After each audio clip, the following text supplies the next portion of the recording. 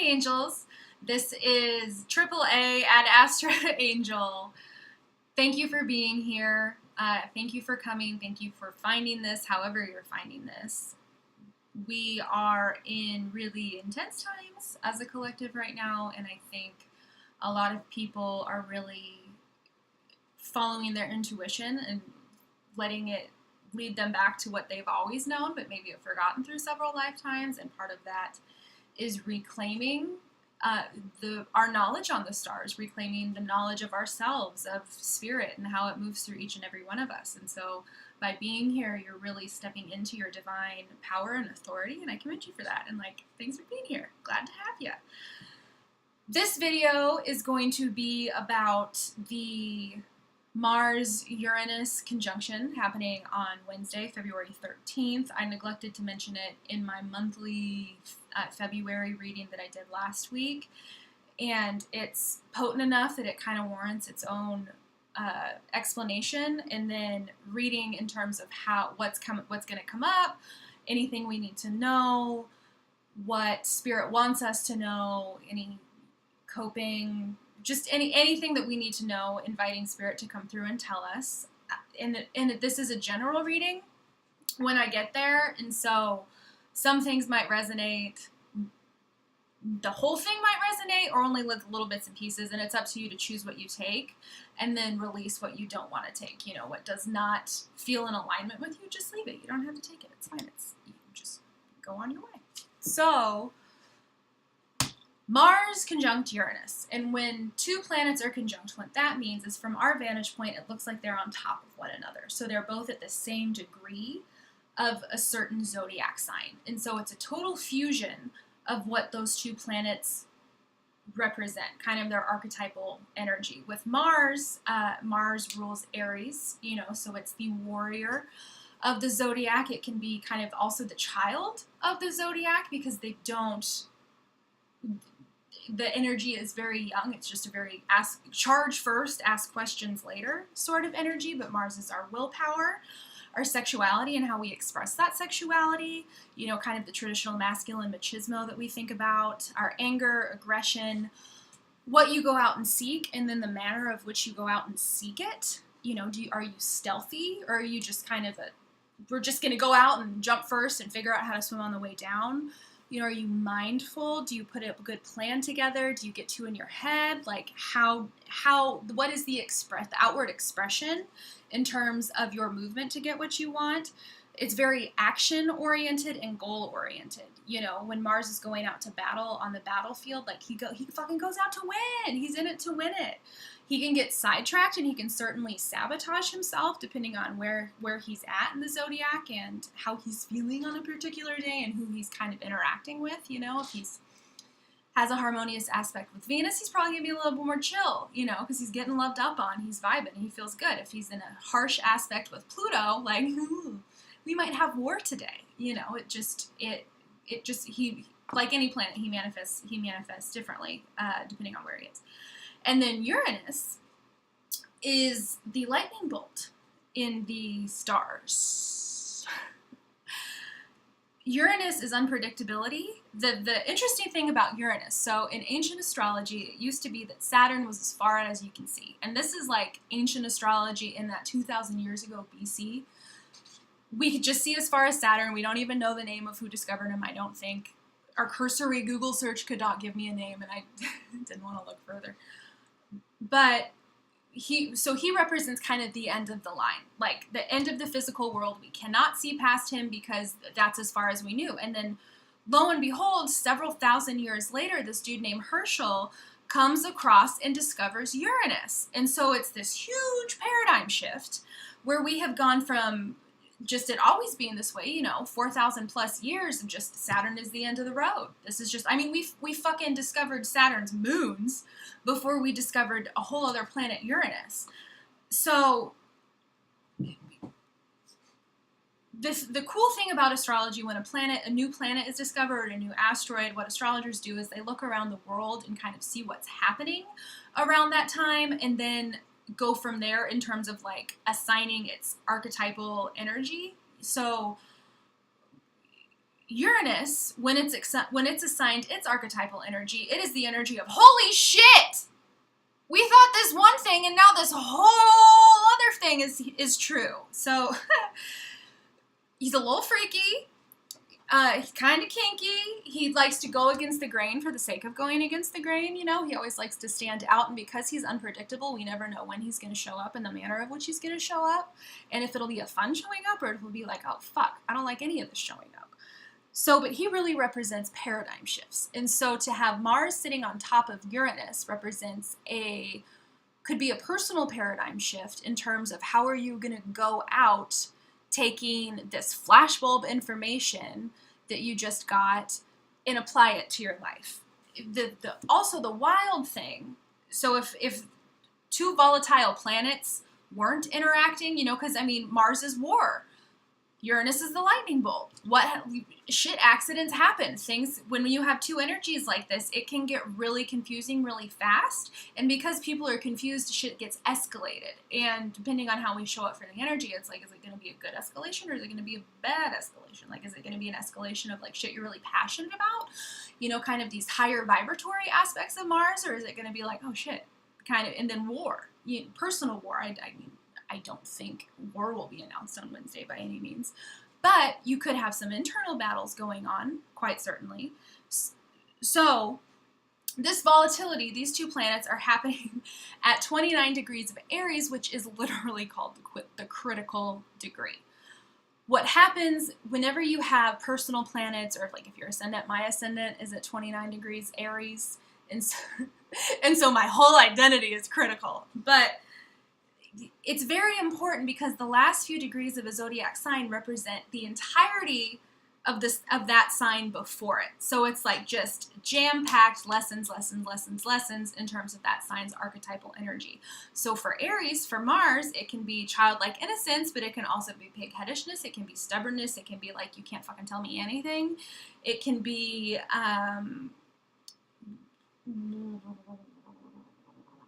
I see like untamed fire. Like, how are you going to cultivate your passions? Because Aries, as the first sign of the zodiac, does not have the vantage point of even Taurus, who has Aries to learn from, because Aries is the first one on the scene who's like, what are we doing?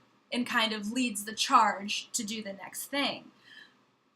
So that's a lot of, I don't want to say naive energy, because this is 29 degrees previous of Aries, and so there is quite a bit more vantage point than like at 0 degrees Aries, but this can be impulsive. It's called a critical degree because you have all of this knowledge behind you, but it's kind of this like dance of like, how's it going to manifest, how's it going to manifest, how's it going to manifest, and you've got one very clear idea of how it's going to go down, and then it comes time to do the thing and you do completely opposite of what you meant to do. Like, that's kind of, it's very fight or flighty. And so we've got volatility happening on volatility with fight or flighty. And then depending on where Aries is in your chart and any personal planets that you have in there, it can really light you up in wonderful ways, and it can really be a lot of challenging energy to get through. And then collectively we'll all be swimming in this and then so especially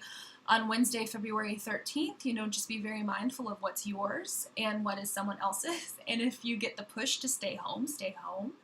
If you know, be sure to give other people compassion and space, and be sure to extend yourself the same courtesy, because we're all going to be kind of really, our shit's going to be in our face, and it's going to be coming in very unpredictable. I was going to say erratically, and I don't necessarily if it'll be erratic. It doesn't feel erratic, just as more, it all feels like divinely timed and necessary and beautiful, but just, it's Uranus, man, who fucking knows? It's you can't predict lightning. You don't know.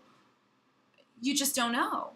And at 29 degrees, it's just, this will ripple out to your physical world eventually, because what happens the day after that is Uranus finally, no, Mars moves into Taurus. Uranus moves into Taurus later. The very next day, Valentine's Day. Valentine's Day, February 14th, Mars moves into Taurus. So this lightning bolt will very much have to do with your physical reality, maybe not immediately, but maybe a few weeks within Mars's journey through Taurus, because Taurus is a physical sign, it's an earth sign, you know, it's how we react to the physical world, it's how we act within the physical world and our attitude towards the physical world. You know, and so Mars in Taurus is how are you going to go out and get what you want as it manifests in the physical world. It's a lot of physical worlds. But point being that this lightning bolt will ripple through your physical world. So Wednesday is going to be pretty intense, guys. You'll be fine. It'll be great. But we could be in for our own little personal paradigm shifts, and that's very exciting.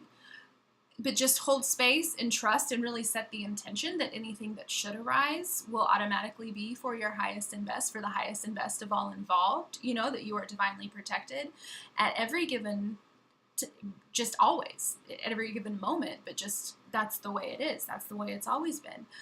And we will get through whatever happens, because that's just what we do. No matter how hard humaning is, we will get through it. So that's the Mars-Uranus conjunction at the critical degree, Aries, 29 degrees. If you have any questions, please get at me. Or if you want to know how this is affecting your own personal chart, holler at your girl. I do natal chart readings with transits and kind of like what you need to know in terms of relationships or professionally or just personally, you know, if you've been going through a time, whatever's happening, $33. And again, get at me at Instagram, @AstraAngel, and we'll go from there. So that was the update on Mars, Uranus. I'm going to pull cards. I already got one on what Spirit needs us to know about moving through this energy and what we should keep in the forefront of our minds. And I'm going to use Black Moon Astrology cards by Susan Shepard first. I've got Animal Totem Tarot by Lisa Robertson for clarification, and then I will draw a Awaken the Priestess Within Isis Oracle deck by Alana Fairchild. And that's a deck that I love, that my friend Brittany gave me, because she's so sweet and loving and kind, and I love her. And just anything that we need to know. And so I'm going to ask Spirit that any of the right cards please fall out, and we'll build from there, and we'll do this intuitively. I'm going to ask that the entire deck does not come out. I don't want the entire deck, but let's start with 4. See if I can get 4. And if not, I will just pull one. I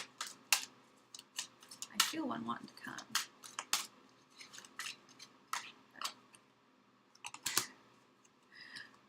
Okay. All right.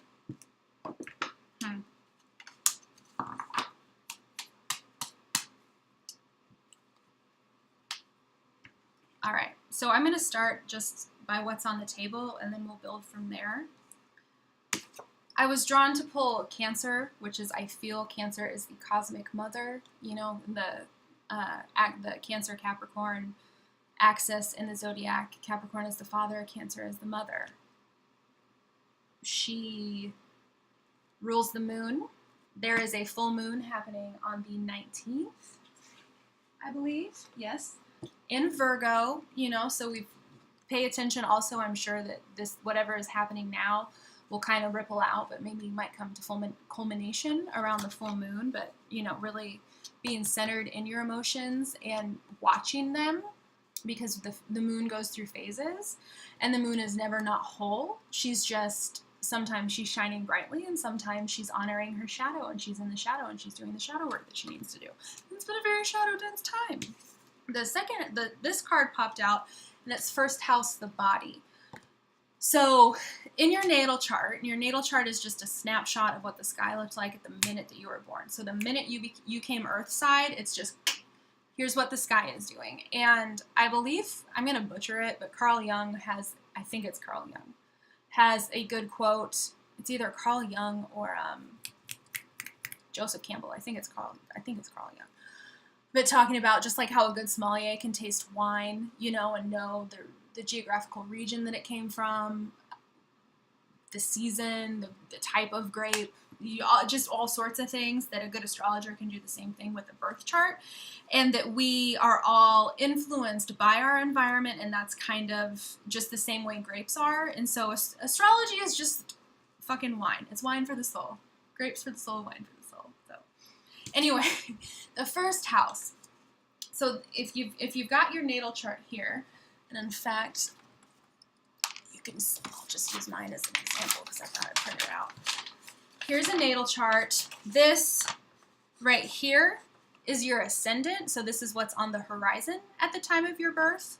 And then this is your first house. So whatever is on the horizon, depending on the degree that it's on, will rule the majority of your first house. And Aries is a natural ruler of the first house, but the first house is the body, also the head. You know, it's it's our physicality. It's, you know, kind of, again, all of that Martian energy. The second card that flew out was Yod, just like last week. So we're still in fucking heavy-ass destiny times. The third card, the world, 10th house. The 10th house is what is at the top of the sky at the time of your birth. And the 10th house is all about how you are recognized, you know, your reputation, your profession. It can point to natural talents that you have, things that you might be recognized for.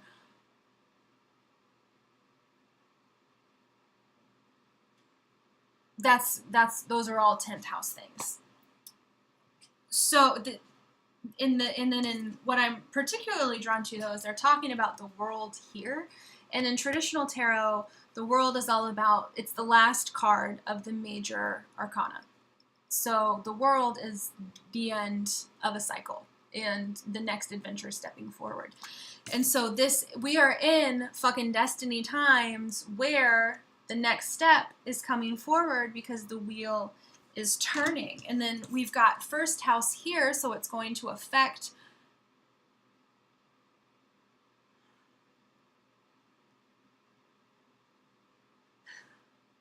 our physicality in a way, maybe, but also more in the way we relate to our own physicality. And then also rippling out into our material world, because that's the second house. The second house is traditionally ruled by Taurus. And so we've got heavy Aries Taurus energy here on the table, just like we've got it on the sky. So as above, so below. But we just got to surrender and trust it all and feel our fucking feelings while this shit balances out, because that's the energy that we're in right now. We're all in this fucking kind of recalibration of our lives. You know, globally, we are all recalibrating. Are we centered in our heart? Are we congruent in what we came here to do? Are we sharing our gifts? Are we sharing our love? Are we filling our own cups? And if we're not, the world will start to shake us until we do, until we learn to put ourselves first, until we remember what it is that we came here to do, because you have a gift that is unique to anyone else. And that's kind of the shirts that say you are unique and special just like everyone else always makes me laugh, because yeah, dude, that's the fucking point. We're all exactly the same because we're all so fucking unique. That's why we're here. We're here to experience our oneness and our separation. It's a fucking paradox. Not unlike, no, just kidding. I was going to say paradigm shift, but paradox. We're getting our P's confused. But we're in Destiny's energy here. And I would like a little bit more clarification on the body. First house, the body. What do we need to know about our bodies for this transit? And now I am asking the Animal Totem Tarot by Lisa Robertson, and I used these on my cards, daily cards yesterday. So it got pictures of animals on them, and then it's kind of the animal interpretation. We have to fucking love our body, you guys. For me, especially, and I don't know, you know, Aries rules the body. It is a very physical sign, but we're all still kind of coming off post-holiday hangovers, recalibrating to what 2019 is going to be, and it's looking like it's going to be another, like, we're gonna show up for our lives year, which is good, which is exactly the energy we need to be in. However, it can make us feel really exhausted and like we've been left out in the cold. And I mean, this is the saddest of all the Animal Totem Tarot cards, because this is the only card where the animals are dead. You know, there are raccoons right here, but they're not sleeping. They've been killed, and their pelts are going to be sold. And so it's literally losing everything for financial compensation, because it's pentacles, and pentacles is earth, and so it's the physical world.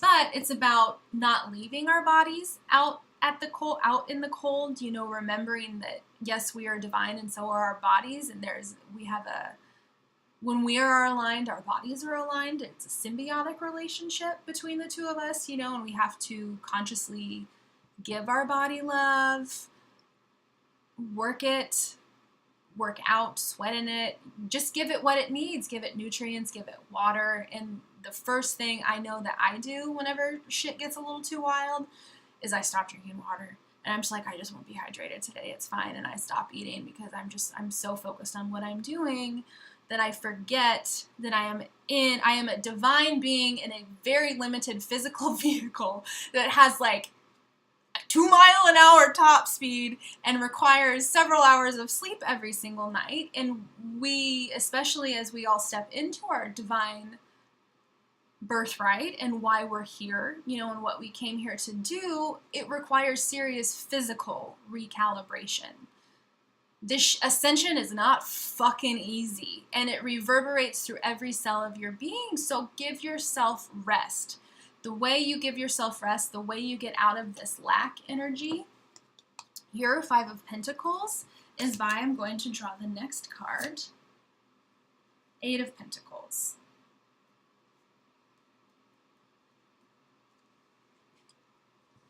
Reversed. Reverse. Mountain goat. Mountain goats are fucking tenacious. But this isn't about tenacity. When you've got a card that's reversed, like this, it means that the energy is not flowing exactly how it should be. That something, and sometimes I read reversals, sometimes I don't. This feels like it wants to be seen. You're working too goddamn hard, man. That's what this is. You have to rest your body, which seems very exactly the opposite of what Mars conjunct Uranus is. It can feel like very like lightning. It can be lightning fast movement. But even Usain Bolt has to sleep at night. You know, you can still get the shit done that you need to get done. You can still have the epiphanies that you need to have and move through this energy exactly how you need to, but you cannot forsake your body for it. You know, this is about resting. The mountain will always be there. Mountains don't go away overnight. You can conquer everything you want to conquer. You're not going to conquer it in the day that Mars is on top of Uranus. And Mars will be moving into Taurus. And so you have the physical time to climb the mountain. You can't do it all right now. So rest, goddammit. At the bottom of the deck, we've got Knight of Swords. And this, I believe, is the Rook, or I'm not sure if it's the Rook or the American Raven, but they are all, corvids. Corvids. Blue jays are also corvids. They're AKA very fucking smart birds. Corvids are the only animal, I believe, outside of I shouldn't say the only animal that human scientists have observed using tools outside of like our primate cousins. These guys are fucking smart. They remember human faces. If you're nice to a crow, they'll remember you, and they'll tell their crow bros, and then their crow bros will bring you presents. And I have debated many times how badly I want my neighbors to hate me, because I think it would be really fucking tight to have a murder of crows following you around because you're best friends with a bunch of crows. But Knight of Swords Traditionally, Night's rule are mental, so this is about really getting clear in your mental space about what you want, what this energy, what this lightning bolt is bringing you, seeking clarity above all during this time, because literal lightning bolts, literal flashbulb moments, just write shit down when it comes to you. This is magic time. You're just in magic time. I want more information on specifically what we can know about the feels that we will be having during this time. Queen of Cups will be balanced in our feels. This is a baby moose who is swimming underwater, just having I think it might be a full-grown moose, actually, because it is the Queen of Cups. But moose are fucking huge. Fucking huge. So this is big. I'm just going to say it. This is big dick emotional energy. Are you going to show up? Because the Queen of Cups traditionally in tarot, that is a bitch who is on top of her emotional shit. She is balanced. She gives love. Her cup is full. She gives herself love. She can share her love. She brightens other people's day because she's so fucking balanced. And if you saw this little moose swimming in a river, your day would probably be fucking brightened too. And then because maybe they'd kick up that gold chalice and the fucking wand hiding out under here, and then you'd be even that much richer and emotionally balanced, which is great.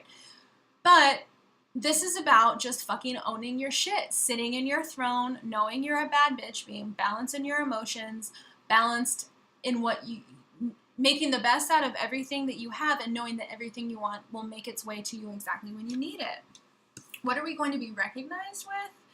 Kind of what is coming to our attention with the 10th house in the world, because 10th house is public, so publicly, what might we expect? Well, shit. 9 of Wands, baby. More Aries, more Ram. It's interesting. We've got 2 animals on the table right now who are kind of renowned for their mountain climbing abilities. 9 of Wands is all about victory. And I mean, look at this fucking Ram right here. He ain't got no cares. He's king of the mountaintop. And again, Rams, I was gonna say foolhardiness, but that's not true. They're territorial. They butt heads. That's very much Aries energy. Aries needs a lot of physical expression. But 9 of Wands is just fucking victory. It's coming home to laurels and a parade. And so it's about public recognition for being the badass fucking bitch that you are. That is the lightning bolt that's coming through and stepping forward, balanced in your emotions, balanced in the emotional soup that it's going to bring you in, because you know that you're fucking born to do this shit. And Spirit's here telling you, it's cool, baby. Take a break. Take a fucking break. 8 of Pentacles traditionally is all about waiting for your fucking harvest. Knowing that it's almost ready to pick, but you're not fucking quite there yet. So just fucking chill. Stop trying to climb a mountain that's not yours to fucking climb right now, because rest assured you will climb that goddamn mountain. You will be recognized for climbing this goddamn mountain. You've got a fucking parade headed your way. Chill, baby. Give your body a break. Get centered in your emotions, in your feeling, and then let that ripple out into your physical world in the 2nd house. And I would like more clarity on the 2nd house. Lovers. Swans. Traditional tarot. The Lovers is a lesser vibration of... No, the Lovers is the highest vibration of 2 of Cups. I'm holding the Lovers. We don't need to talk about the 2 of Cups. The Lovers, yes, is about relationships. It's about 2 people coming together, but it's also about the union within. And so what happens is when we are balanced in both our masculine and our feminine sides, we have the ability to manifest that which we want in our physical. It's fucking magic, because when you're balanced on the inside, when you're aligned and centered in your emotions, knowing the universe will provide no matter what you do, knowing it's safe to rest, and when you seek to harmonize both your outer relationships, but also especially your inner relationships, that's when the fucking parade starts. And so it's about knowing that that emotional balance that you have will physically ripple out into your physical world. Physical. But that's what's going on here. So this Mars-Uranus fiasco is so funny because it seems exactly the opposite of what a traditional astrology interpretation would be of you're going to want to be like running miles or something, but Spirit is saying no. Spirit is saying rest. You know, let this energy teach you balance, because that's what's happening. When the Queen of Cups is balanced in her emotional energy, she's this fucking swan right here. She's representative of the feminine energy, swan, and then the King of Cups would be the masculine energy, swan. And again, here looking at this card, another thing that's popping out is we've got a flowering tree and we've got an orange tree, and I can't tell what the flowering, maybe magnolia or something, but oranges, specifically in art history, are representative of fertile times, of fertility. They're vibrant, they're beautiful, they have many seeds. They also used to be a status symbol of like, oh, you got an orange, you a fancy bitch. Okay, wedding of Arnold food. But this is great. This is great. This is indicative of all the work that you've done so far. And trusting that this internal balance, knowing, because your parade has been ordered, the check is in the mail, the decorative swan float is being built right now. It's going to happen in the physical because you're balanced. You're both internally and externally. Watch your relationships change as you step into your Queen of Cups energy, as you feel your fucking feelings, knowing it will bring you the fucking parade that you deserve, that you will be recognized. This is fucking Macy's Thanksgiving Day parade here. Well, no, that's not true. This would be like the D-Day parade, kind of. A little bit of just like, maybe not as dramatic as World War II, but you fucking conquered. That's this energy. This energy is congratulations, you fucking conquered. So that's what Spirit wants us to know, that this is a divinely destined time as we step forward into the roles that we came here to. I wanted to say play, but this isn't a role, man. It's realizing that there are no roles to play. It's just you. That you're in control of this whole thing. And at the helm, as the being in control, do you want to step forward and take your destiny? Because Spirit is saying here. You want to do it? You're balanced. You're feeling good. It's all coming. Take a rest. Eat some food, drink some water, take a nap. Really work on grounding in your physical. Salt baths, especially, since it's cold as fuck outside if you're in the Midwest. Epsom salt baths will, one, feel delicious and warm your toes up, but two, clear all of your energy, clear your auric field, so you can step into this new feeling energy, knowing exactly what you need to know, paying attention, and chilling, waiting for that parade to show up. So, Nancy Pelosi clap. Not with no snark though. That like, there you go, the parade's coming. So that's what Spirit needs us to know. If you would like more clarity, Instagram is just the best way to get a hold of me right now. Add Astra Angel, and you can send me a DM, whatever you need to do. Thank you so much for being here. Thank you for watching. Thank you for seeking this out. Again, please take everything that resonates and just leave everything that doesn't. That's the magic of how all this shit works, and that's also the hardest part of this journey, I feel, is really learning to trust that resonation and not go into doubt, like, oh shit, oh fuck, you know, learning what is ego reaction and what is actually like yes. But that's a whole other thing. So thank you very much for being here. I hope you have a wonderful day, and I will see you later. Bye.